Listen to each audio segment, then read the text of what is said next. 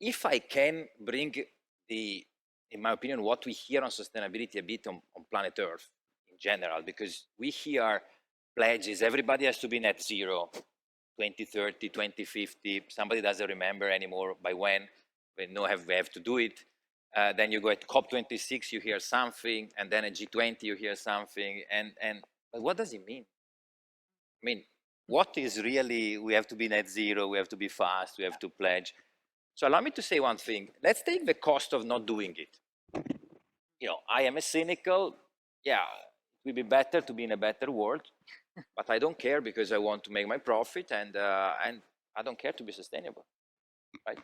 So there are endless and countless numbers that are telling you the cost, because we focus only sometimes on saying, yes, we have to do it, it's great, there is an opportunity for our country, okay, and then ESG is costly, so I don't do it.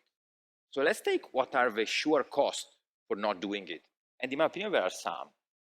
Number one, you risk, and I will tell you why, in few years to run out of money in terms of out of investor. We risk to run out of consumer, because consumers are vastly looking at how sustainable is your product.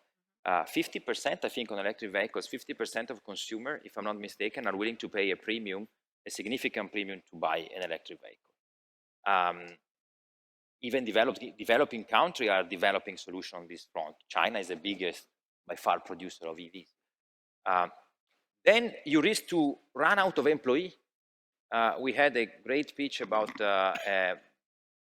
talent, and the lower you go on age, the higher is the percentage of importance that younger generation are placing on your plan in terms of sustainability. I'm sure that our friend from Prudential know it. 40% of employer seems to choose, at least in Western world, but I don't think it's very different here, to choose their place of choice in terms of employment based also on the sustainable plan of the company. And you cannot fool them around anymore with greenwashing, because they're getting very, very, very skilled. People decide to remain in their job also for reason connected to sustainable agenda of the company. I said investors in the beginning because every investor, institutional investor, has either by regulator or by choice the need to invest in a sustainable company. And so if you're not sustainable, the guy cannot give you the money. So, and that's another reason. If you go on the public market and you are a listed company, you want to issue a bond, or non-listed, you issue your bond, the premium of the bond is higher. If you look at infrastructure market, there is a premium that is paid by non-green versus green. So you have endless numbers.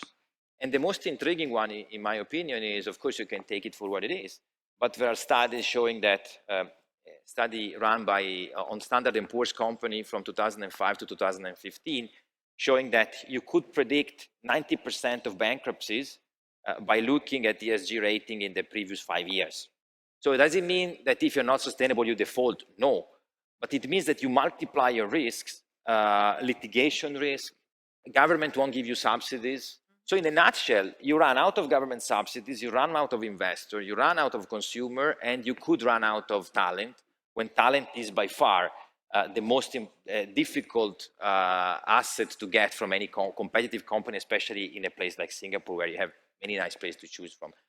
So for all these reasons, I think that these are the arguments why you have a fixed negative externality if you don't do it, before even looking at why to do it.